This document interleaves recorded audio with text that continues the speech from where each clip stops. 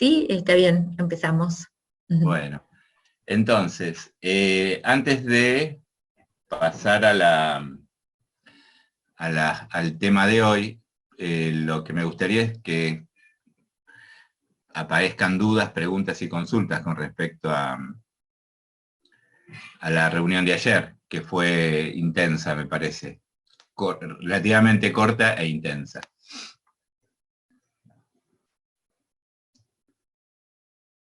De los temas que vimos y de temas que por ahí no vimos, ojo, no.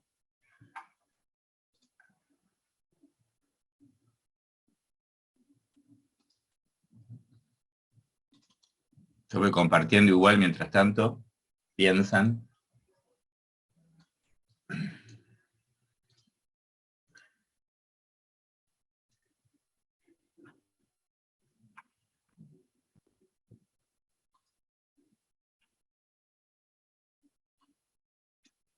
Bueno, no hay o son muchas, una de dos, o es todo. Sí, toda Eh, una gran duda. Bueno, si no, después bueno, la bueno, plantearán sí, en sí, los si foros. no cuando por ahí entramos en los con la clase, podemos arrancar un poco con temas anteriores, si se les viene la duda, lo pueden cortar también. Estaba pensando, déjenme ver, que ayer me quedé con las dudas sobre muchas preguntas fueron sobre el diseño de investigación. Entonces, por ahí 2 minutos antes de empezar con el tema de hoy, aunque sea mirar rápidamente, a ver, acá,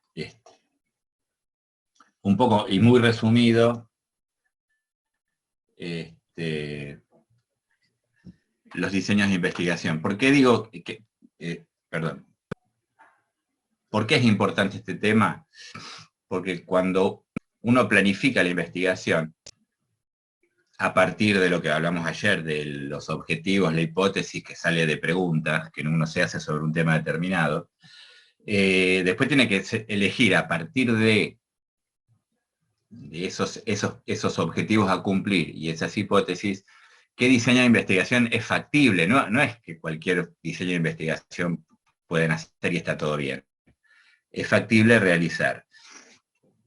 Un poco lo que ayer habíamos comentado es que a partir de las preguntas, quién, dónde, cómo, cuándo, aparecen los estudios descriptivos. ¿Sí? Digamos, dentro de los estudios descriptivos, ustedes no van a ver poblacionales y estudios ecológicos en general, sino que van a hacer estudios individuales, y dentro de esos estudios individuales puede haber un estudio longitudinal, seguir una población o un grupo, digamos, una muestra de una población a lo largo del tiempo, o un estudio transversal, o sea, ver qué es lo que pasa ahora, ¿está bien? Y ver, digamos, cómo se comportan ciertas variables que se midieron de esa población, y entender, describir, resumir y comprender la distribución de esas variables. Eso por un lado. Por otro lado, ¿qué otra cuestión? Nos vamos a la otra punta, lo que decíamos ayer, un poco que los estudios descriptivos, ¿sí?, generan hipótesis. Por otro lado, el por qué, o sea, ¿por qué pasa esto cuando digamos, estamos presentes de la variable A y la variable B? Donde nosotros en nuestra hipótesis ya hay una hipótesis, ¿está bien? Esa hipótesis genera la función de las variables. Digamos, si digo que la variable A modifica la variable B, la variable A es la variable independiente o el factor, ¿sí? Y la variable B sería la variable dependiente, la que es modificada, ¿sí? Eso lo plantea uno en la hipótesis. Una vez que planteamos esas hipótesis, ya no son estudios descriptivos, sino son estudios analíticos, ¿está bien? Y la primera pregunta, ¿hay control de la asignación de la exposición en el estudio? Esa es la primera pregunta, ¿sí? Si no hay control de la asignación, estamos en estudios observacionales.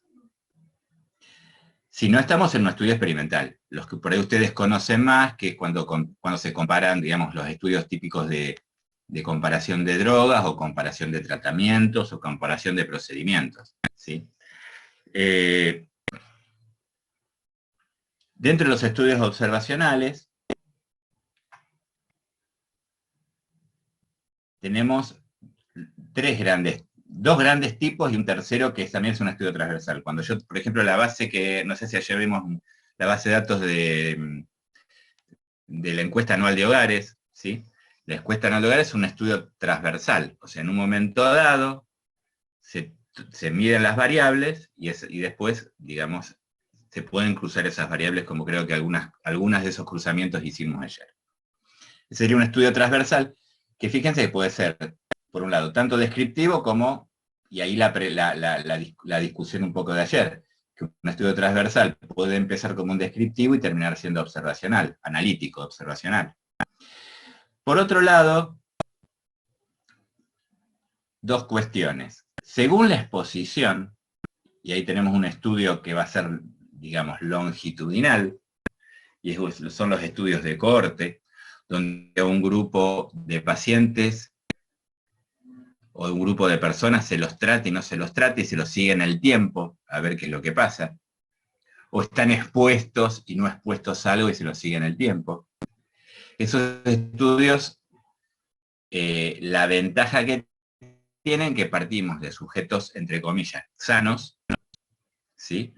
Y vamos viendo cómo se van enfermando en la rama expuesta y en la rama no expuesta.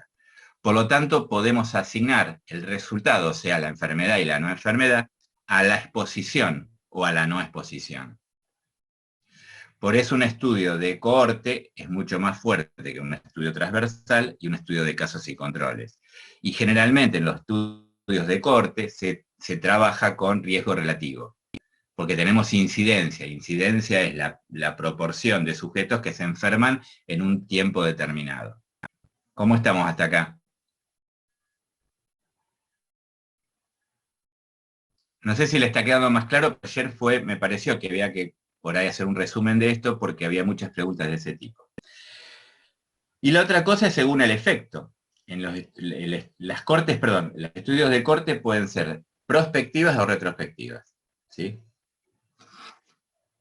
Y se analiza la incidencia, que serían casos nuevos en un determinado tiempo, sobre el total de la población. Por ejemplo, la tasa de mortalidad, ¿sí?, es una incidencia, porque en un año vemos la cantidad de niños que fallecen, menores de un año, sobre el total de nacidos vivos. ¿Sí? Ese sería un ejemplo de una tasa. Y es una incidencia. Cuando el otro modelo es que en el presente vemos el efecto de la exposición, o sea, enfermo o no enfermo, y para atrás, ¿sí?, hacia el retrospectivamente, observamos si estaba expuesto o no estaba expuesto. ¿Sí? Ese diseño es el famoso diseño de casos y controles, muy utilizado porque es, digamos, mucho más simple, si quieren, entre comillas, que el de cohorte.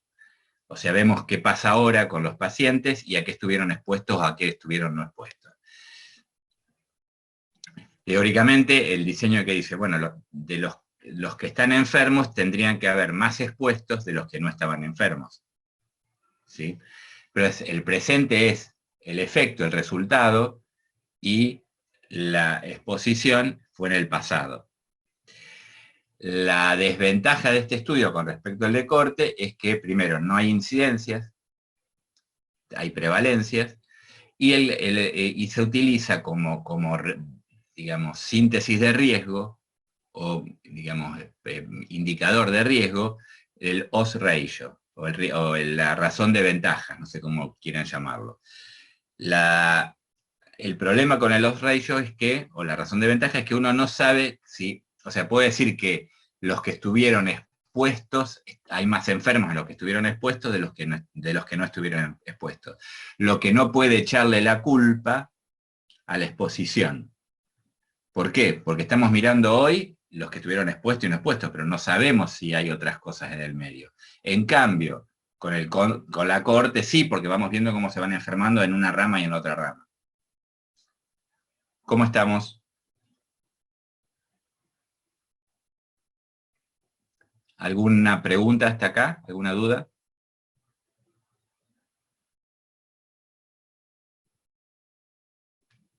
Dependiendo del tipo de diseño de investigación, va a ser la forma en que nosotros vamos a medir a esas variables, ¿sí? O cómo vamos a operacionalizar esas variables, ¿está bien? Y qué tipo de análisis estadístico vamos a hacer, ¿sí? O sea, dependiendo de qué tipo de estudio va a ser la estadística a utilizar. Los experimentales no los describo mucho, pero ustedes están más familiarizados, pero son los típicos estudios de tratamientos, de medicamentos, ¿sí? Donde hay dos ramas o más de dos ramas, al azar se selecciona quién va a cada rama, se trata de que todas las ramas sean, desde el punto de vista de la famosa tabla 1 de un paper, es mostrar que no hay diferencias estadísticas en la caracterización de cada una de las submuestras, expuestas y no expuestas a distintas cuestiones, y a partir de eso, ese estudio experimental es ver el resultado.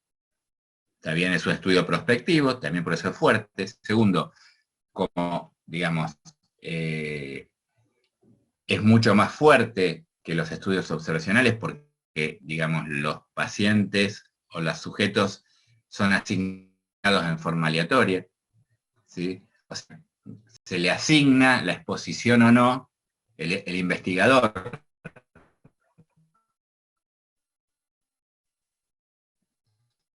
asigna o no la exposición al evento o al tratamiento. ¿Sí? Pablo, se corta un poquito. Científica, los estudios experimentales. ¿Se Pablo, corta? sí, se entrecorta un poco. Por ahí, no sé si apagás la cámara. No, Apago. no sé si eso mejora, pero... Sí, sí. No sé hasta dónde...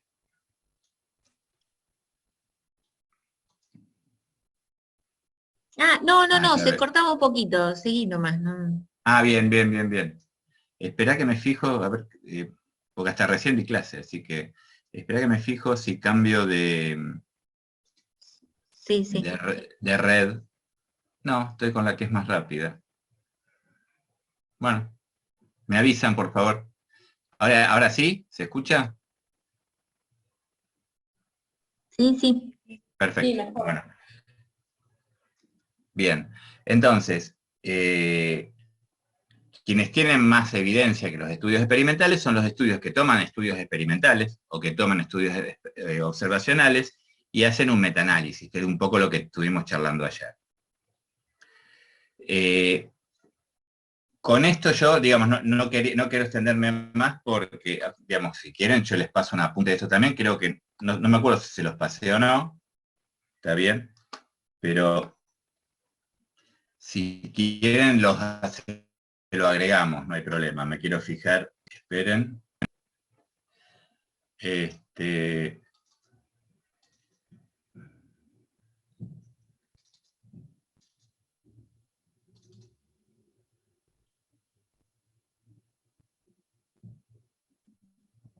Se lo agrego ahora entonces, por las dudas.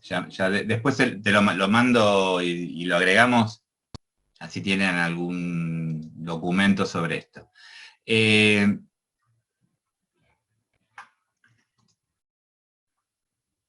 Vayamos a algo que ustedes seguramente están más familiarizados que yo porque lo hacen continuamente, son bioquímicos y por lo tanto se la pasan validando y evaluando la precisión y de los datos que ustedes relevan en sus laboratorios. Así que yo acá mucho no me voy a extender, algunas preguntas les voy a hacer como para ver cómo estamos.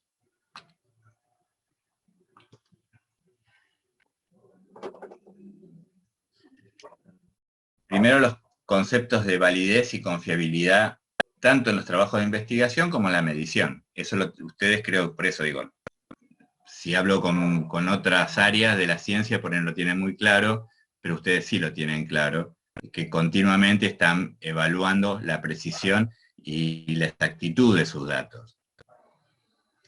Desde el punto de vista estadístico, digamos, desde el punto de vista del lenguaje, exactitud y precisión aparecen, si uno lo busca en el diccionario de la RAE, van a encontrar que es lo mismo, dice precisión, exactitud y exactitud, precisión. Ustedes saben que son cosas distintas, inclusive precisión, a veces cuando hablamos de precisión estamos hablando de hasta qué nivel de definición vamos a medir una variable, ¿sí? Y eso evalúa la precisión, porque digo, cuando quiero medir miligramos de glucosa, ¿con qué precisión la voy a medir? Porcentaje de hemoglobina glicosilada, ¿con qué lo voy a medir? Concentración de hematocrito o lo que sea. ¿Cuál es la precisión que necesito para esta medición?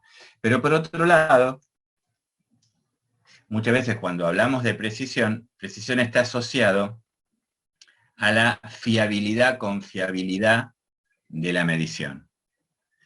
Y exactitud está asociado a la validez de la precisión. ¿Qué errores conocen ustedes en la medición? ¿Qué tipos de errores podemos cometer? O se pueden cometer, no los cometemos nosotros, a veces los comete, digamos, el equipo que estamos trabajando, el instrumento que estamos utilizando.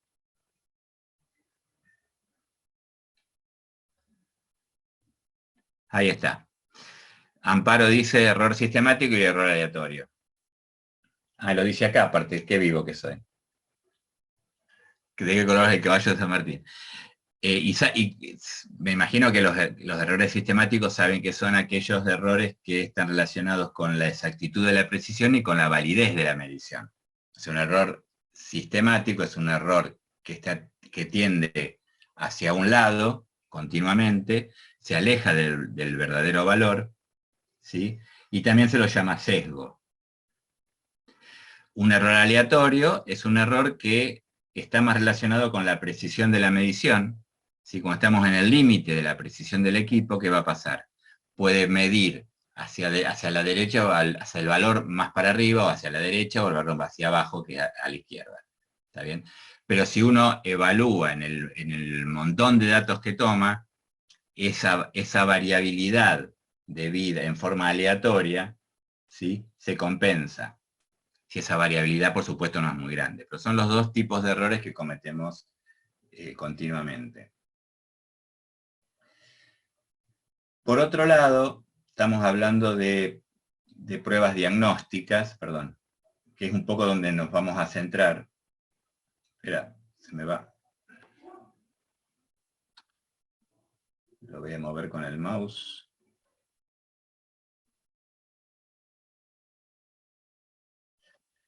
Ahí está. Vamos a trabajar con pruebas diagnósticas, que son pruebas, digamos, dicotómicas, enfermos, no enfermos, digamos, evaluados por el gold standard, ¿sí? Y enfermos, digamos, positivos y negativos evaluados por una prueba nueva, como para evaluar, ¿está bien?, cuál es la sensibilidad y la especificidad de una nueva prueba. Y ahí vamos a ver un poco, repasar los conceptos de validez, confiabilidad y seguridad, ¿sí? Veremos rápidamente la prevalencia, sobre cómo afecta la prevalencia a los valores predictivos positivos y negativos, y vamos a ver un poco el uso, no sé si ustedes usan muchísimo el likelihood ratio o razón de verosimilitud. No sé si para ustedes si es cotidiano y común, díganme y punto. Si no, lo vamos viendo. Y por último, curva ROC, como postre, curva ROC, ¿sí? Voy a saltear lo que me parece que para ustedes es cotidiano. La confiabilidad de un instrumento de medición, ¿está bien?, está referida al funcionamiento que o nuestro, como observadores, o del equipo, ¿está bien?, o la comparación de distintos observadores entre sí. O sea, la idea de que una medición sea confiable es que si uno repite o reproduce la observación, mide nuevamente, ¿sí? No tendría que haber diferencias, más bien tendría que haber acuerdos entre observadores, dentro del mismo observador y en el test. Lo mismo pasaría para los instrumentos de medición. Si yo mido una misma muestra de sangre y evalúo ciertos metabolitos en esa muestra de sangre y repito varias veces, los resultados tendrían que ser los mismos. Eso habla de la confiabilidad de una medición, ¿sí?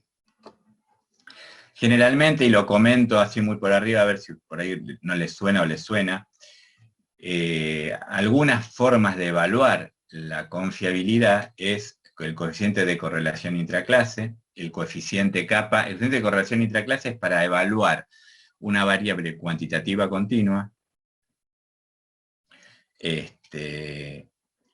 medida por ejemplo, dos formas diferentes. Imagínense medir la hemoglobina glicosilada con método HPLC, con turbidimétrico, con electroforesis, y ¿qué otro me falta? Y con método enzimático. Seguramente hay algún otro, pero hay los 4 métodos más usados por los distintos laboratorios son esos. Yo podría evaluar si estos 4 métodos de medición son parecidos o no, ¿a partir de qué? De usar las mismas muestras y medirlas con estas 4 metodologías, ¿sí? En ese caso se usa el coeficiente de correlación intraclase. Hay otros que ustedes por ahí conocen, Bland y Allman, que es un método gráfico que compara las dos mediciones, ¿sí? En forma gráfica, no es un método estadístico. Eso para variables cuantitativas. Cuando quiero ver si las personas que están midiendo miden de la misma manera, usamos lo que se llama concordancia o coeficiente kappa. Eso es muy utilizado cuando la variable es cualitativa, puede ser cualitativa nominal u ordinal, pero generalmente es ordinal. Por ejemplo, observamos un tejido, o observamos una muestra, y esa muestra, el cambio de color define ciertas cuestiones, cierta clasificación. Si todos los observadores, todos los investigadores que van a medir, miden de la misma manera. No nos vamos a meter mucho en el alfa de Cronbach porque se utiliza específicamente para ver la consistencia interna de instrumentos que están armados a partir de un cuestionario, cosa que ustedes en general no utilizan. Pero bueno, acá está puesto porque es algo más general. Y lo que hablaba yo de los métodos gráficos, que es el Bland y Allman, que es uno de los más utilizados. Hay otros, ¿conocían alguno de estos? ¿Lo usan?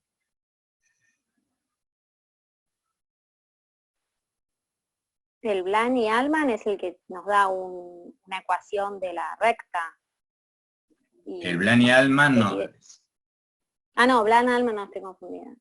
Bland-Allman es el que, sí, no, ya me acordé. El passing backward. Se mide la diferencia, passing backward, el que se mide la diferencia y uno puede ver cuánta diferencia se puede permitir. O sea, nos da un número finalmente. Exacto. No, son métodos gráficos.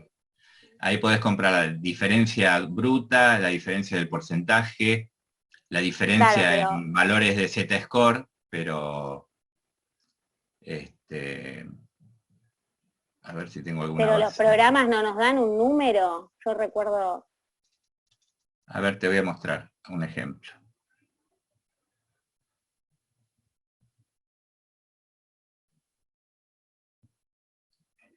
Ya está publicado, así que lo puedo mostrar esto.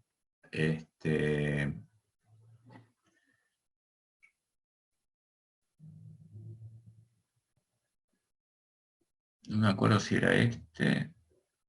Sí, acá está, porque acá está Passing Electroforesis, validez, tablas.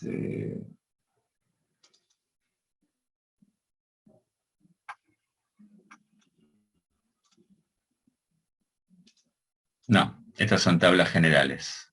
Espera que voy a buscar las originales que muestran los distintos métodos.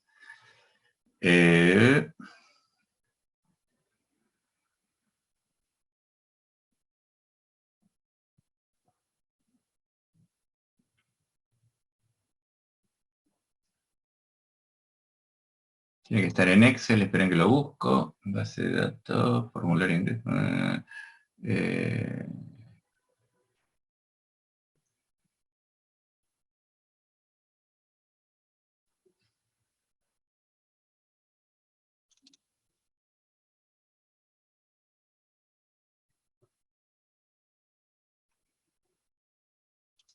Ahí lo tenía, por eso entré acá porque estoy seguro de que lo hice en este.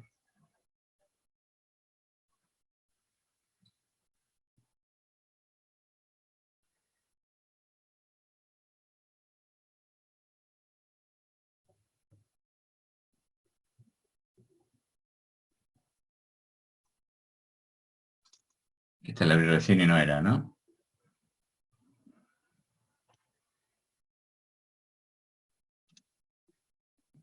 Acá tenemos una que veo recién, ¿sí? Que, por ejemplo, tengo 4 mediciones. ¿Alcanzan a ver? ¿Está chiquito?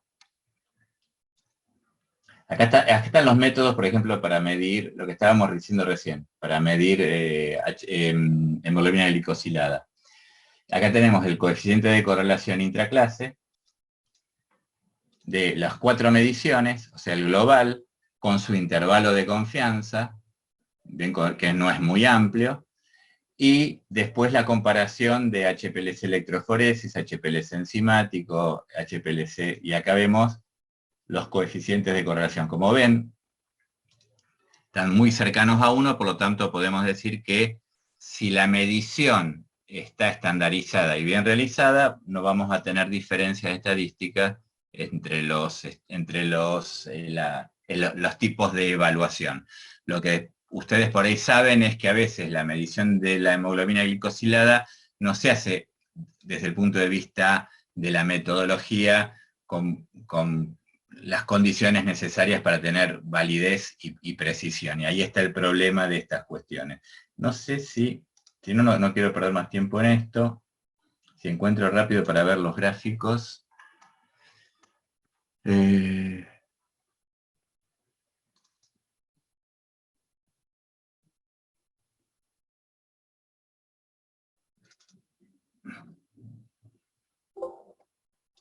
No.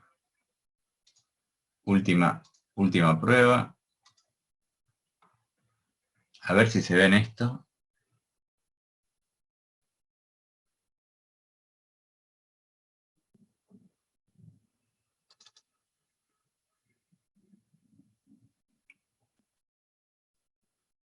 Acá tienen, por ejemplo, la comparación entre dos métodos, donde ven los puntos, la nube de puntos, ¿está bien? Y ahí ven, este sería el passing backward, donde generalmente, si las dos mediciones son muy parecidas, la recta tiene que ser de 45 grados. ¿Está bien? Porque sería, si son idénticas las mediciones, la nube de puntos tendría que tener una pendiente en 45 grados. ¿Sí? Esta es una forma de medición. Quiero ver si está... No sé dónde estoy mostrando los resultados, ¿no? Que esto es lo mismo.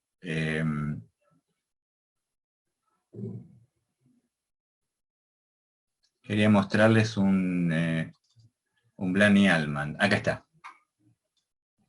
Acá tenemos la diferencia que hay en la medición de hemoglobina glicosilada en porcentaje entre HPLC y el enzimático.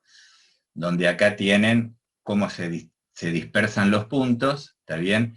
Y acá tengo la media más 1.96 de desvío estándar. Eso es justamente que este 1.96 de desvío estándar.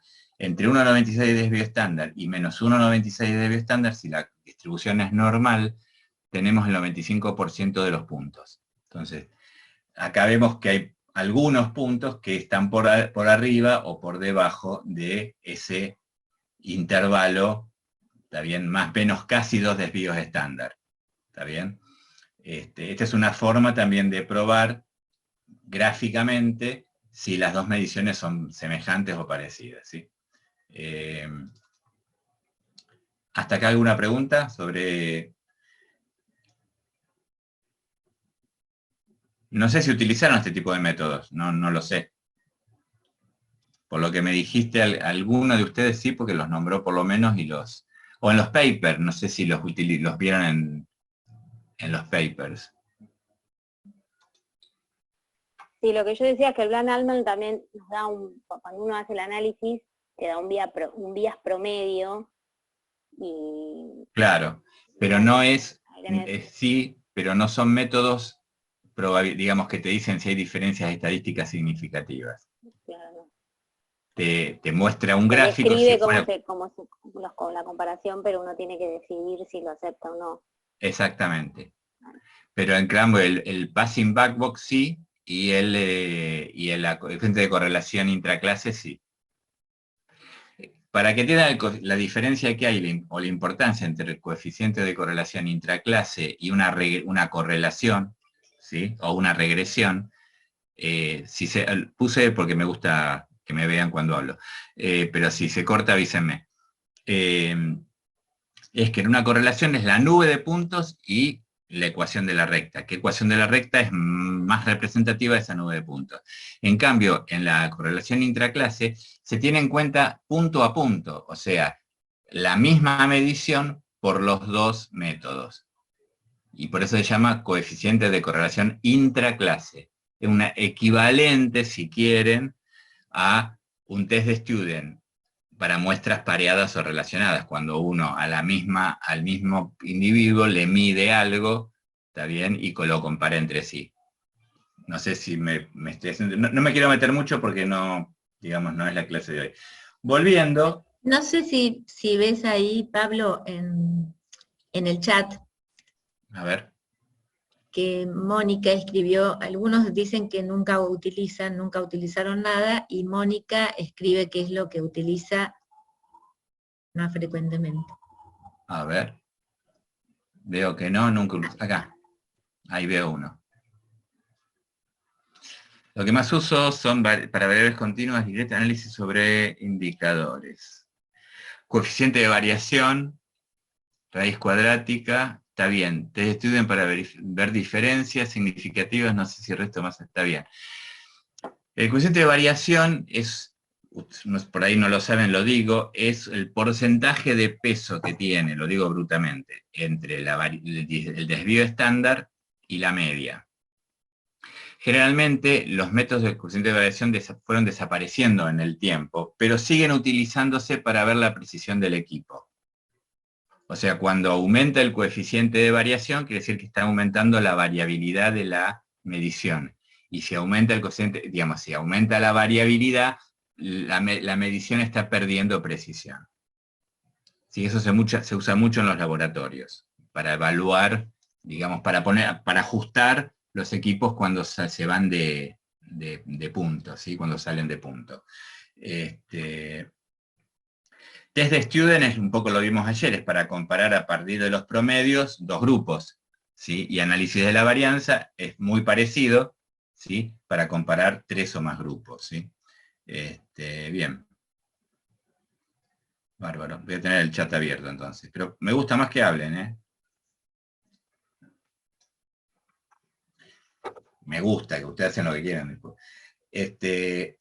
Un poco acá está lo que estamos viendo, dónde se puede perder confiabilidad o precisión en la variación del propio instrumento, en las fluctuaciones del propio objeto de medición.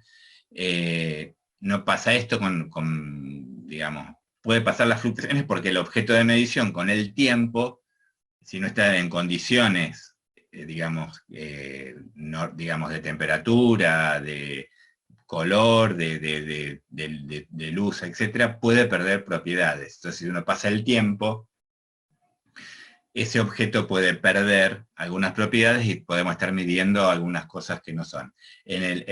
Hablando de pruebas, digamos, esto se usa mucho con pruebas de memoria. Las pruebas de memoria, si la persona se le hace varias veces la misma prueba de memoria, lo que va a modificar la medición de su memoria, lógicamente porque va aprendiendo, ¿sí? Errores técnicos en la medición, esto es muy común, o sea, la persona que utiliza lo tiene que conocer. Errores del observador, ya lo vimos, entre observador y error entre observadores, ¿sí? Esas son las cuestiones que tenemos que tener. Piensen lo siguiente, ustedes lo tienen re claro.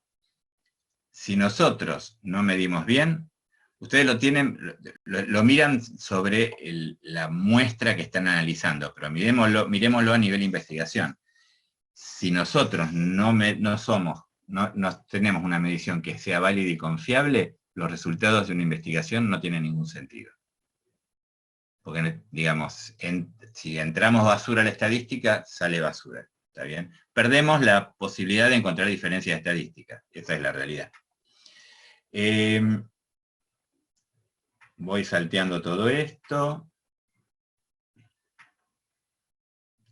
Y acá viene algo que ustedes ven de un lado del mostrador, ¿sí?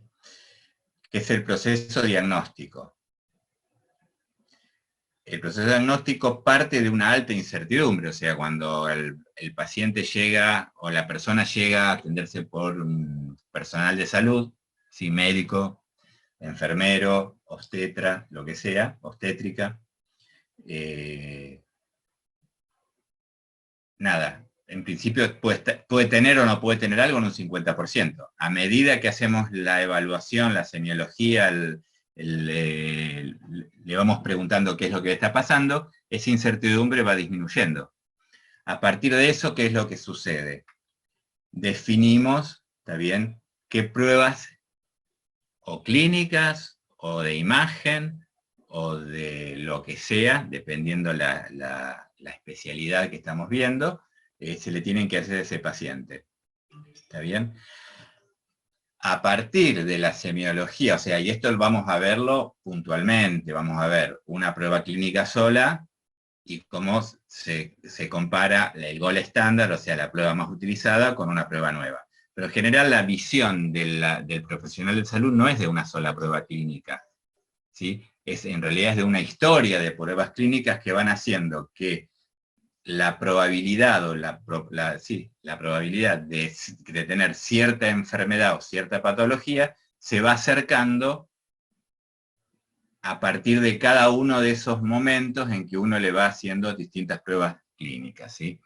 Parte de la semiología, y después a partir de las diferentes pruebas clínicas, por ahí con una sola es suficiente.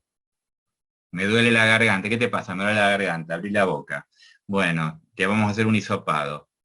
Hacemos un hisopado y vemos si hay estreptococo positivo o negativo. Ahí se acabó.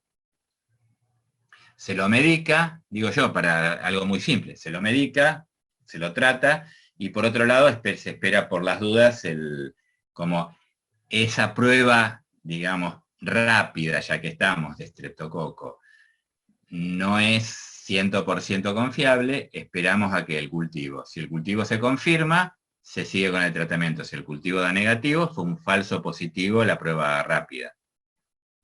Eso sería un procedimiento o un protocolo para ciertas cuestiones. Hay otras, por supuesto, que la mayoría son un poco más complejas, ¿sí? ¿Cómo vamos hasta acá? Ya dije ciertas cosas. Hablamos de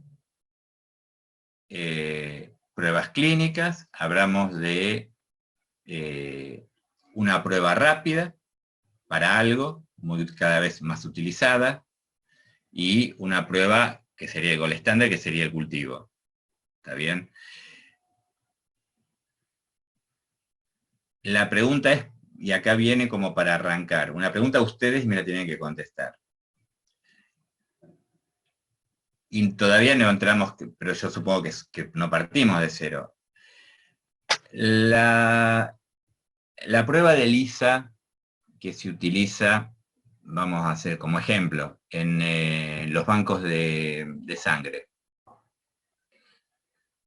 ¿Es altamente sensible? ¿Es poco sensible? ¿Es altamente específica? ¿Es poco específica? Es más sensible y no tan específica para mí.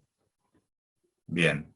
¿Qué otra opinión? Para mí también. igual, más sensible, la idea es captar más enfermos, digamos. Y, Claro, después es un test de en screening, después se detrimento manda de a la confirmar. especificidad. Exacto.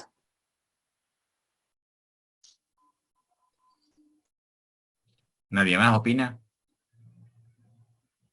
Más sensible. Están escribiendo en el chat, ¿viste? A ver, es que me vuelven loco con el chat, yo no le doy bola, me gusta que me hablen. Claro, te dicen en general que es más sensible, menos específica y que se usa como screening. Bueno, yo le voy a escribir, me hablan por el chat, yo le escribo por el chat.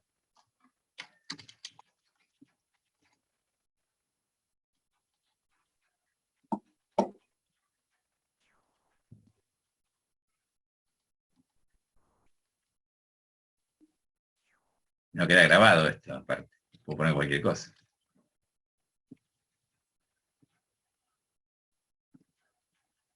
O sea que tenemos que ver algunas cosas. Yo pensaba no verlas, pero vamos a tener que verlas. ¿Qué dice el chat? ¿Quién me lo lee?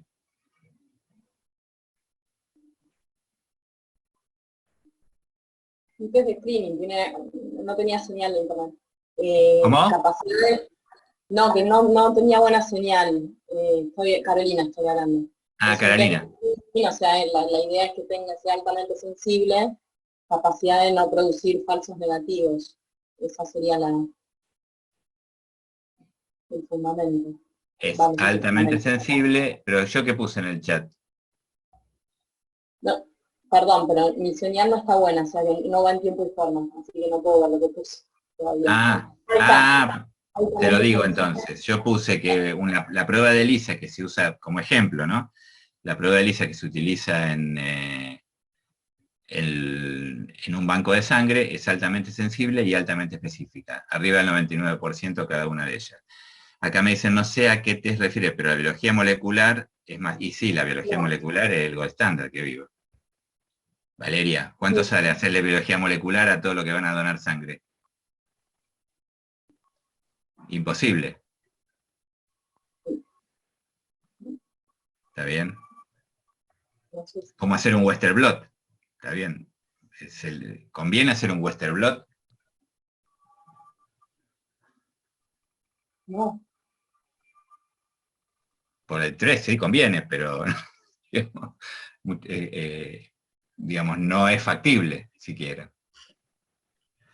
Entonces vamos a tener que mirar algunas cosas. Porque hay una contradicción en lo que yo puse en el chat, 99% o más de sensibilidad y 99% más de especificidad. Claro, no sé, Diego, si estás ahí, pero en realidad en banco de sangre se usa, por ejemplo, la BDRL, que es una prueba más sensible, y como prueba confirmatoria, la TPHA, que es más específica. En el caso de la BDRL, a ver quién me la cuenta. En realidad yo creo que equivalente.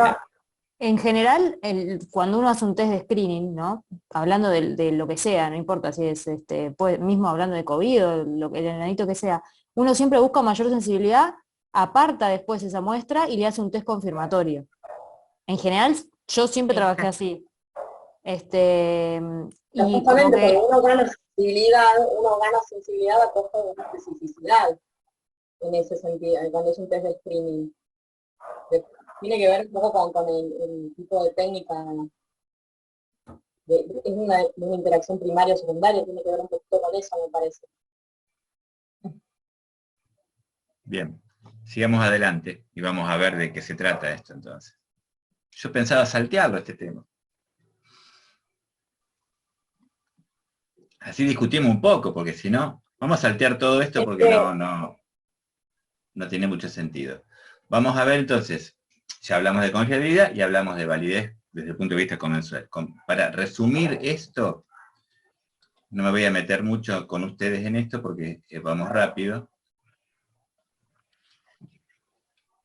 Esto después lo pueden leer, ¿está bien? No tiene, quiero mostrarles solamente un gráfico. Esto que está acá, ¿sí? Lo podemos resumir acá. Si este es el valor verdadero, que nunca lo sabemos, ¿sí? La precisión está dada por esto, por la variabilidad, y ahí está el coeficiente de variación que ustedes estaban trabajando, no me acuerdo quién había hablado, también como metodología, y habla de la precisión y de la variabilidad. El error es un error aleatorio. Cuanto más chico es el error aleatorio, más precisa es la medición. Y por otro lado, ¿cuánto se aleja del valor real? Estamos hablando de un error sistemático o sesgo, ¿está bien? Y estamos hablando de la exactitud.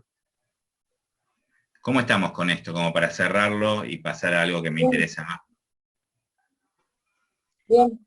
¿Bien? No, yo creo que esto sí, está claro. Mira, si te fijas lo que escribió Beatriz, y lo que escribieron antes, es que en banco de sangre se privilegia la sensibilidad frente a la especificidad. Claro. Para descartar la bolsa de sangre. Después, para hacer el diagnóstico al paciente, se hace la prueba confirmatoria. ¿Y están de acuerdo con lo que digo, chicos? Sí, yo estoy de ¿Nadie está en acuerdo y desacuerdo? que coloqué eso de alta sensibilidad, más que nada de especificidad, porque después se Claro, utilizan otras pruebas para confirmar. Lo para importante es descartar confirmar, la claro, bolsa. la prueba de screening que usan en banco de sangre siempre tiene alta sensibilidad. Obviamente tampoco queremos que tenga baja especificidad, pero lo más importante es que sea sensible. Lo más importante es que no se transfunda ninguna bolsa de un paciente que tenga sífilis, por ejemplo. Entonces descartamos las que son positivas y alguna que va a ser positiva para la BDRL y a lo mejor no tiene sífilis, porque tiene un título bajo o porque son anticuerpos que son... Beatriz levantó Sí. la mano. Sí, disculpe, Pablo. No, lo que decía No. que el tema de técnicas, no sé si me escucha bien, Perfecto. depende mucho. La BDRL es una técnica de floculación. Lo que yo le decía Claro. era que títulos muy altos de BDRL sí son indicativos de sífilis, pero siempre vamos a una prueba confirmatoria porque, como todos sabemos, otras patologías, por ejemplo lupus, nos pueden dar falsos positivos. Pero en el cambio en el contexto de lo que es un ELISA, yo no sé si tengo mal entendido, no sé cuál es la que usan en banco de sangre, pero las inmunopruebas que usan este modelo llave, antígeno anticuerpo, son bastante específicas, obviamente dependiendo de la pureza del anticuerpo de captura que usemos, pero deberían ser bastante específicos los ELISAs. Bueno. No, claro, perdón, Diego, por ahí se generó, porque la pregunta tuya había sido referida a los ELISAs de banco de sangre. A ver, En general a toda lo la voy a metodología de banco de generalizar. sangre. Un instrumento de medición, para poder ser utilizado, y esto es conceptual, tiene que tener alta sensibilidad y alta especificidad, si no, no es válido. Muchas veces, en algún caso, ¿sí? Por ejemplo, cáncer de próstata, no hay ningún indicador y hay una serie de procedimientos para llegar, ¿sí? Del menos cruento más rápido a más cruento, porque no hay ningún indicador que sea válido en la medición. Son muy generales, tienen baja sensibilidad y baja especificidad. Ahora, vuelvo a decir, el ELISA tiene alta sensibilidad y alta especificidad. Pueden mirarlo en el prospecto, digamos, ¿sí? Entonces vamos a tener que parar un poquito acá la cosa. Y vengo esto de prueba de diagnósticos en paralelo y en serie lo miran ustedes, porque no, digamos, es más conceptual y ustedes por ahí tienen la... Y la forma, nosotros hablábamos, y justo poco en eso, hay test que son caros, cruentos, que se necesitan equipamiento, digamos, que no esté en todos lados, que se necesita profesionales muy capacitados, ¿está bien? lo vimos tanto con el N1H1, que solamente el Malbrán hacía N1H1 para detectar, que después pasó con el COVID, que después, bueno, se generalizó y se capacitó y se hizo en todo el país. Y por eso esas pruebas complejas o cruentas o caras o difíciles o largas en el tiempo, ¿sí?, se tratan de reemplazar por pruebas que sean, digamos, más económicas, menos cruentas, más rápidas. Ejemplo, pruebas cognitivas para detectar el mal de Alzheimer, en vez de hacerle, voy a ser muy extremo, en vez de hacerle una biopsia de corteza de cerebro, ¿sí? Bien ejemplificado. La biopsia de corteza de cerebro, ¿qué sería? Sería el gold standard, sería la prueba si tenés o no tenés la enfermedad. Y las pruebas cognitivas, o la batería de pruebas cognitivas, ¿sí?, podrían detectar a partir de su uso si hay alta probabilidad o no de tener mal de Alzheimer. ¿Está bien? Bueno, de la misma manera, las pruebas rápidas y las pruebas cortas. Tenemos pruebas rápidas y pruebas convencionales y pruebas rápidas, creo que para todo.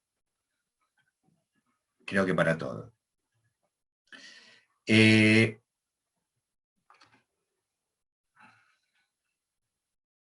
Y vamos directamente al ejemplo, no quiero pasar por todo esto. Después lo que vamos a ver generalmente es cómo llegamos a esto. Cómo de alguna manera definimos un valor de corte para variables continuas para poder después comparar, ¿sí?, y definir si una persona tiene riesgo o no tiene riesgo de algo, está enfermo o no está enfermo de algo, ¿sí? Y esta es la tabla general como para que nos ubiquemos, ¿sí? Acá nosotros comparamos al gold estándar, la prueba que mejor se utiliza hasta este momento, ¿sí?, contra la nueva prueba de que estamos haciendo. Entonces, supongamos que, ¿cuál sería el gold estándar para... elijan una prueba y lo hacemos con esa prueba. ¿El Western blot podría ser el gold estándar? Para definir, o carga viral, si quieren, por ejemplo. En el caso ¿está? Entonces, eso me va a definir si esa persona tiene el virus del SIDA o no tiene el virus del SIDA. ¿Está bien? Si tiene VIH o no tiene VIH. ¿Está bien? Esto es la verdad absoluta. No dudamos de esto, en principio, o casi la verdad absoluta. Y después tenemos distintas pruebas, ¿está bien?, que nos van a confirmar, nos van a dar hallazgo positivo o hallazgo negativo. Entonces, esta es la cantidad de enfermos, esta es la cantidad de sanos, la cantidad de enfermos sobre el total de la muestra de la población va a ser la prevalencia de la enfermedad, ¿está bien? Enfermos sobre el total es la prevalencia de la enfermedad. Y después tenemos, esto serían, lo que se llama frecuencias o probabilidad conjunta, marginal, o sea, esta sería la cantidad de positivos, la cantidad de negativos para la prueba, esta sería la cantidad de enfermos y la cantidad de sanos. ¿Qué nos queda acá en estas cuatro celdas?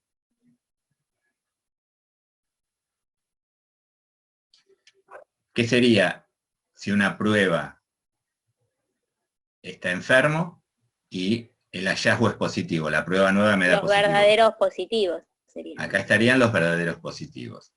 ¿Qué pasaría si me da positivo y está sano? Los falsos positivos. Lo mismo para acá, serían falsos. Verdaderos negativos. Estos serían verdaderos negativos. ¿Está bien? Los otros no enfermo y negativa la prueba sería verdaderos negativos, y estos serían los falsos negativos. Los falsos negativos, porque está enfermo y no lo detecta la prueba nueva.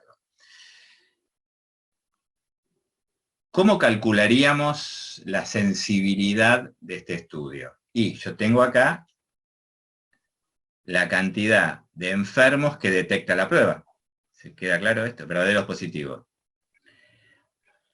Esto dividido el total de enfermos me va a dar la sensibilidad. O sea, la capacidad que tiene la prueba nueva sobre el total de enfermos, ¿sí? O sea, sería verdaderos positivos sobre falsos negativos. O total, ¿está bien?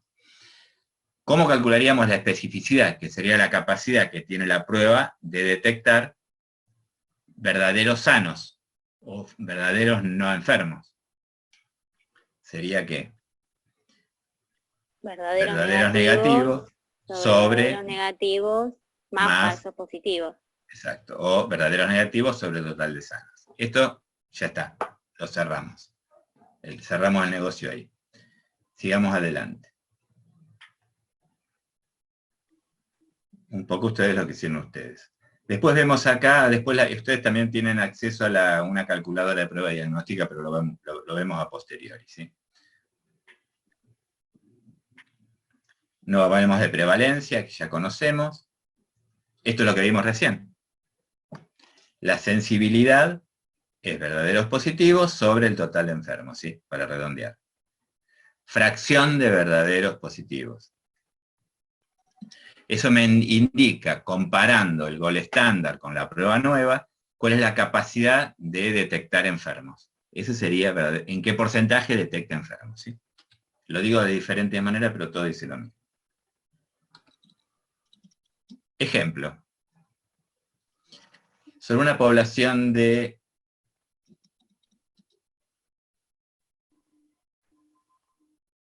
10.000, esto quedó viejo, ¿no? 900, sobre una población de 10.000 personas, perdón que lo arreglamos online, tenemos 1.000 enfermos y 9.000 sanos, ¿está bien? Así me quedó bien para la próxima clase.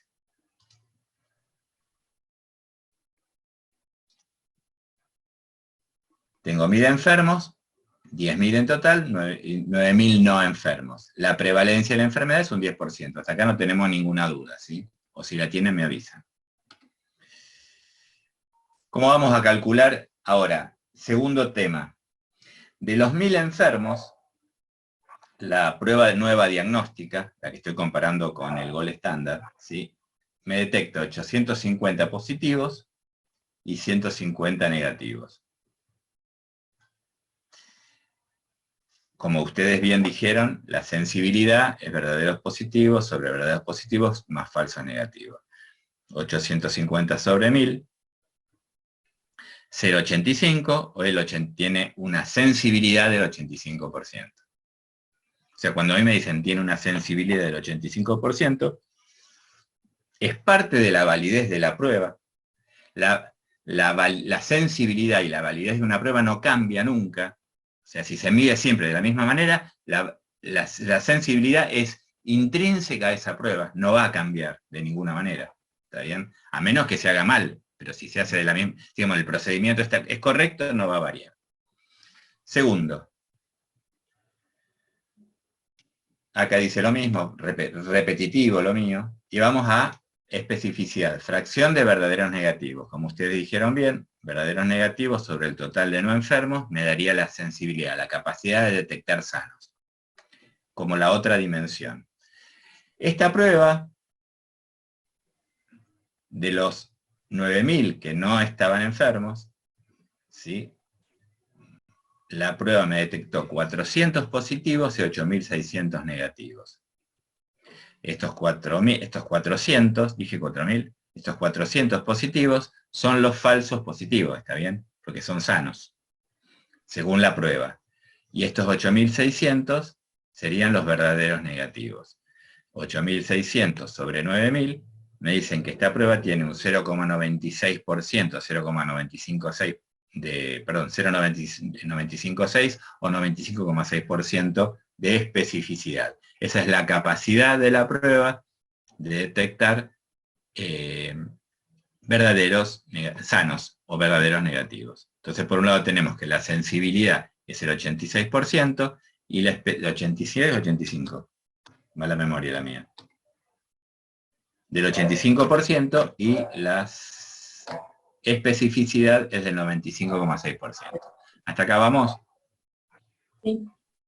Sí. Esto me indica la validez que tiene el instrumento de medición. ¿Sí?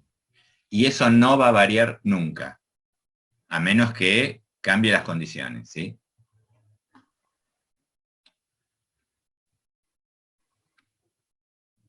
Y vamos al otro lado del mostrador. El lado que vimos recién es el lado de ustedes.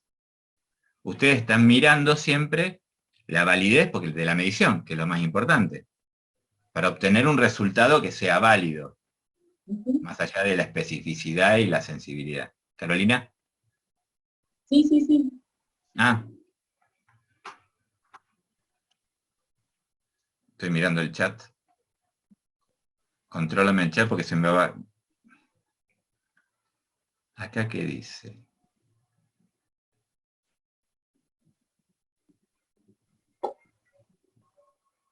Y ahí vamos un poco a lo que dice Luz, que es los valores predictivos, que es la seguridad de la prueba. ¿A quién le importa la seguridad de la prueba? Digo, a todos nos importa, pero ¿a quién más le interesa conocer la seguridad de la prueba? Es al que tiene que tomar la decisión. Al médico que indica. Médico. Porque él toma decisiones a partir de ese resultado. Dice, me dio positivo, ¿le creo? ¿Cuál es la probabilidad de que realmente esté enfermo? Me dio negativo, ¿cuál es la probabilidad de que esté sano?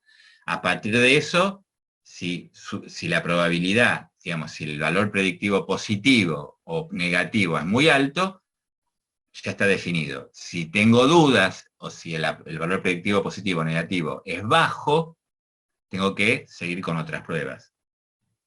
¿Está bien? ¿Hasta acá me siguen? Sí. Sí. Hay una pregunta ahí en el chat.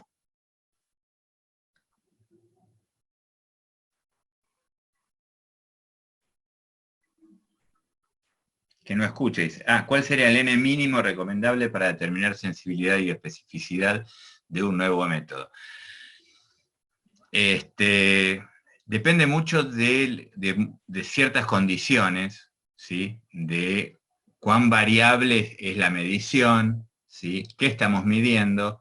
Pero mínimamente se necesitan, yo diría, mínimamente arriba de 100 muestras, pero sin hacer ninguna cuenta. Haciendo cuentas, por ahí se necesitan más, pero mínimamente tener 100 casos, que vamos a medir con las dos pruebas. O sea, con el gol estándar y con la prueba nueva. ¿Se entiende? Hay que hacer... ¿No escuchan? Sí, se escucha. Sí, se escucha. Se escucha bien. No, porque acá hay un... No, bueno, pero será un problema tuyo, Mildred, porque todos escuchamos bien. Bueno. Y fíjense lo que dice acá. Los conceptos de sensibilidad y especificidad permiten valorar la validez de la prueba diagnóstica. Sin embargo, carecen de utilidad en la práctica clínica. A la pelota. Proporciona información acerca de la probabilidad de obtener un resultado concreto, positivo o negativo, en función de la verdadera condición del enfermo con respecto a la enfermedad. Pero en la práctica su capacidad de cuantificación de la incertidumbre médica está limitada. Y acá vamos por ahí a la confusión que hay. Ustedes me mintieron, son médicos, no son bioquímicos, me parece. Están mirando más lo que mira el médico que la... Y entonces acá venimos con la... Primer tema, valor predictivo positivo. Como lo dije, es la probabilidad de padecer la enfermedad, o sea, primero que es un resultado post prueba. Yo tengo el resultado, ¿está bien? Ya digamos, tengo el resultado, ese resultado fue positivo, y quiero saber cuál es la probabilidad de que sea positivo. Ese es el valor predictivo positivo. Me adelanto, el valor predictivo negativo, ¿qué va a ser? También es post prueba, tengo el resultado negativo y quiero ver cuál es la probabilidad de que realmente sea negativo, ¿sí? En el caso del positivo sería verdaderos positivos. Vamos a verlo directamente en el ejemplo que es más cómodo. Yo ahora no estoy mirando las columnas, ahora estoy mirando las filas. ¿Sí? Entonces, yo sé que el resultado de la prueba diagnóstica dio 1250 positivos, ¿sí? Que es la suma de 850 y 400, que esto venía de esta tabla de doble entrada. Ya está definido de entrada. Cuando yo calculo los falsos negativos, los falsos positivos, los verdad positivos, los verdad negativos, me quedo esta tabla de doble entrada, ¿está bien? Este 9000 sale de esta suma, este 1000 sale de esta suma, y este 1200 sale de esta suma. El valor predictivo positivo sería 850 dividido 1250. O sea, verdaderos positivos sobre verdaderos positivos más falsos positivos, ¿está bien? Eso me da un 68%, o sea, el valor predictivo positivo de esta prueba es un 68%. No es baja, pero no es alta. Yo, en una prueba con un 68% de valor predictivo positivo, seguiría adelante con otras pruebas.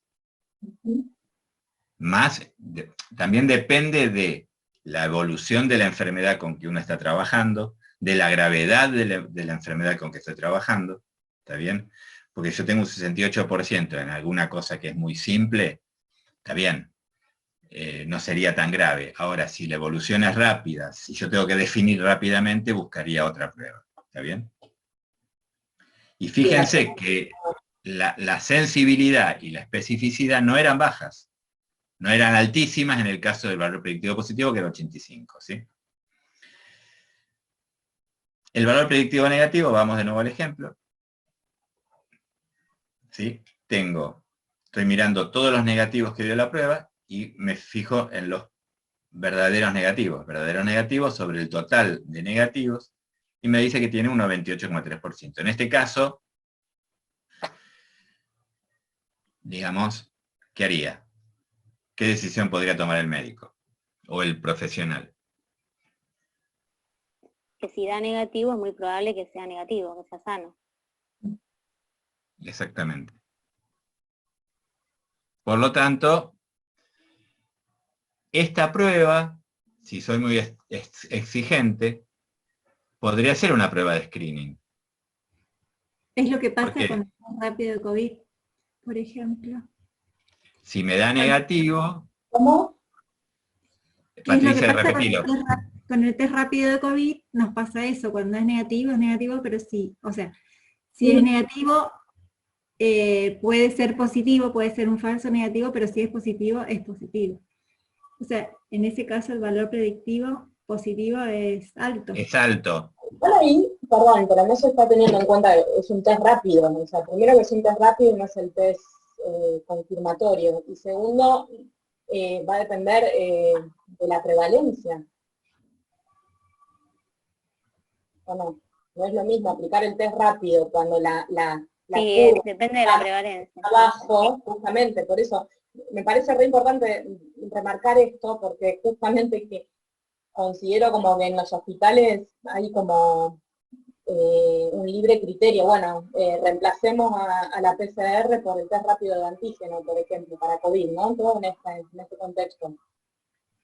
Parece que lo dio como ejemplo de test de screening. Claro, es un ejemplo, no digo Sí. que reemplace nada.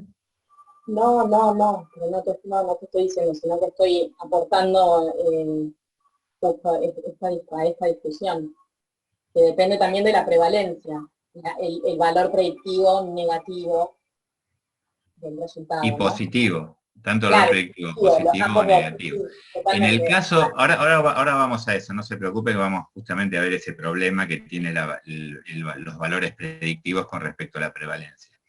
Pero más allá de eso, una cosa es el valor que tiene la validez, la validez o la seguridad de la prueba, valor predictivo positivo o negativo, y después la toma de decisiones desde el punto de vista de la epidemiología o de la salud.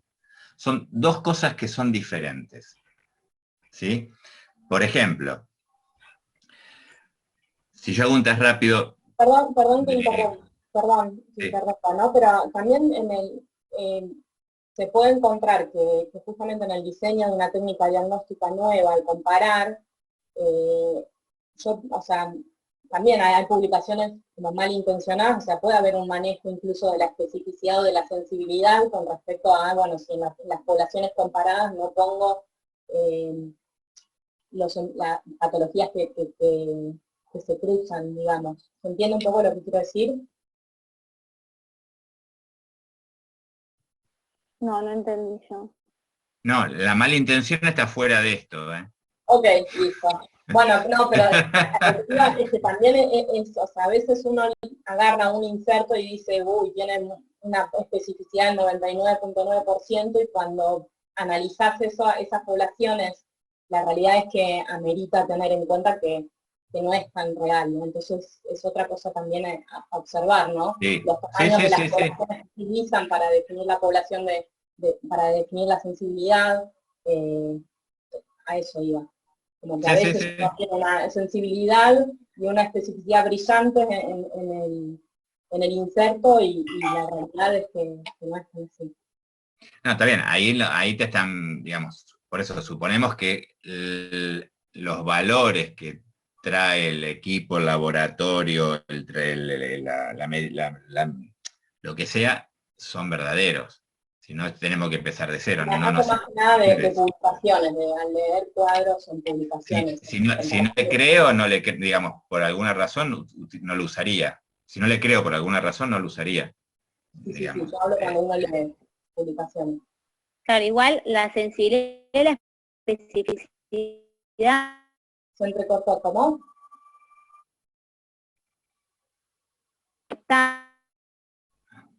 ¿Soy yo que escucho mal? No, yo escucho mal también. No se escucha bien. Jessica, se corta. Si querés escribirlo en el chat, porque se corta lo que decís.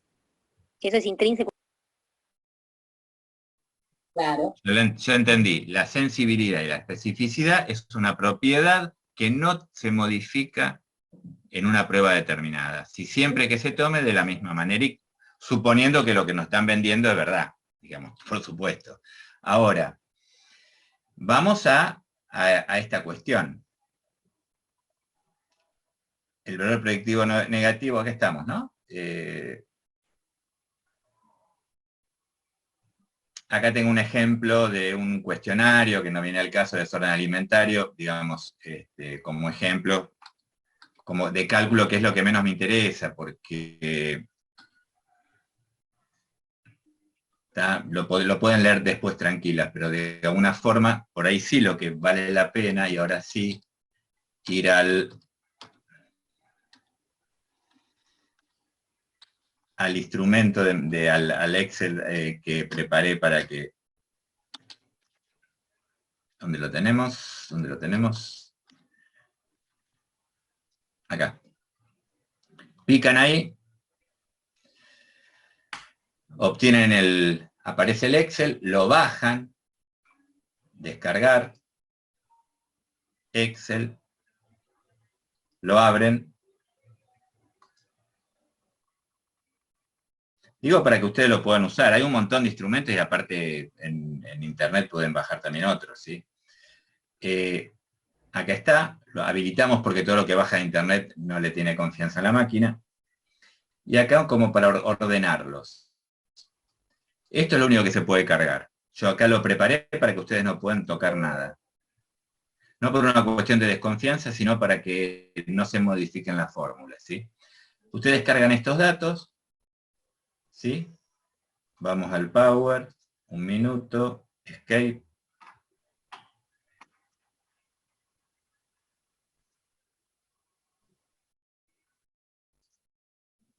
Estos serían los datos, ¿no es cierto? 850, 400, 150. Vamos al Excel. Los vamos a pegar. ¿Sí? Calcula el test de chi cuadrado. ¿Está bien? Que por lo tanto ven que acá todo tendría que ver requete contra significativo, porque ahí estamos tratando de ver que hay mucho de esto, poco de esto y poco de esto. Muchos verdaderos positivos, muchos verdaderos negativos. Entonces un test de chi cuadrado, lógicamente, me va a dar requete contra significativo. Acá están las fórmulas de los intervalos de confianza.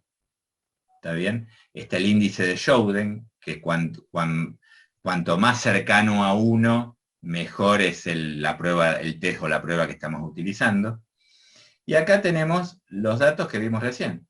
Prevalencia de la enfermedad, 10%. Pacientes correctamente diagnosticados es 850 más 8.600 dividido en 9. Esperen que no me lo deja leer. 10.000. ¿Está bien? Esto más esto dividido, estos serían los pacientes correctamente diagnosticados. Acá está el intervalo de confianza, por ahora al 95%, por ahora pensemos que el intervalo de confianza nos da idea de la precisión de la medición, por lo que vemos es bastante ajustado. La sensibilidad, la especificidad, valor predictivo positivo, valor predictivo negativo. Estos son los, digamos, esto es lo que mide la validez de la prueba, y esta es la seguridad de la prueba. Bien, ¿hasta acá estamos? Lo otro lo vemos por ahora, lo vamos a ver después. La likelihood ratio o razón de verosimilitud positiva y negativa. A partir de estos datos de valor predictivo, la decisión, ya digamos, estos son los números. Ahora, la decisión del protocolo a seguir depende de la epidemiología y depende de una decisión de políticas públicas. Ya ahí excede a la situación. Si yo estoy en un pico de COVID, ¿está bien? En un pico de COVID, un valor predictivo positivo, ¿qué hago como decisión? Y yo, no me importa que tenga 68%, lo aíslo. ¿Está bien? No quiero que... Entonces, ahora, si yo no estoy en un pico de COVID o estoy en otra patología, puedo decir que no me sirve el 68%. ¿Se entiende? La decisión puede cambiar. Ahora, desde el punto de vista del resultado, esta prueba para evaluar la presencia o ausencia de enfermedad o de algún virus o de alguna bacteria o de lo que sea, sería una prueba de screening. Y una prueba de screening me sirve para descartar. Eso es screening o tamizaje. Una prueba de screening es para descartar.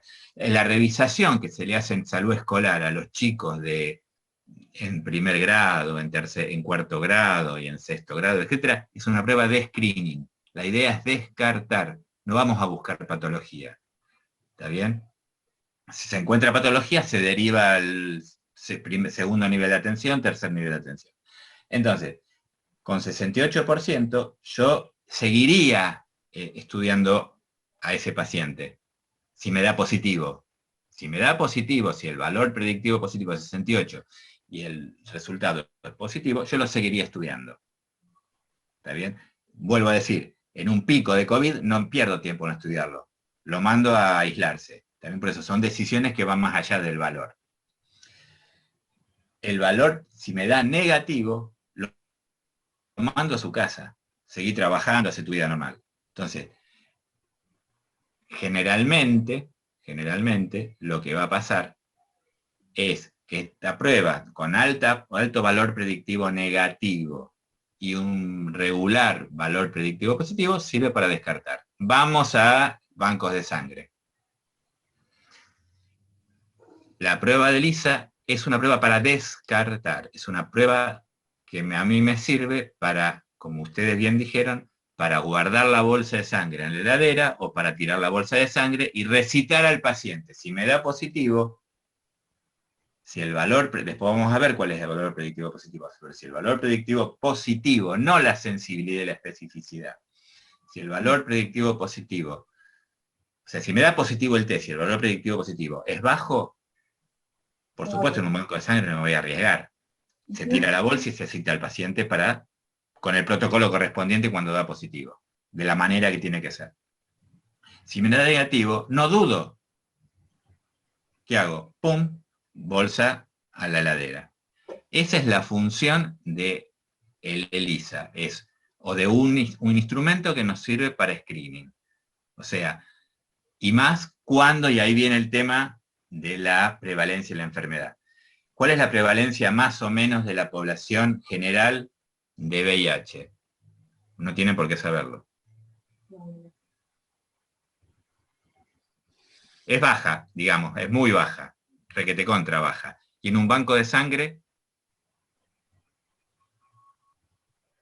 es más baja todavía. Una persona que va a donar sangre, digamos, si yo evalúo la prevalencia de enfermedades que hay en la población general y la prevalencia de, digamos, la prevalencia de enfermedades que hay en la población general y la prevalencia de enfermedades que hay en personas que donan sangre, seguramente van a ser más sanas. Al menos creen que van a ser más sanas, ¿entiendes?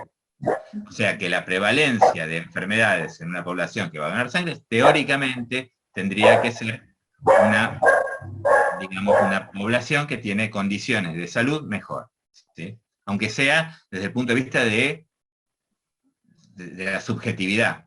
¿Hasta acá vamos? Sí.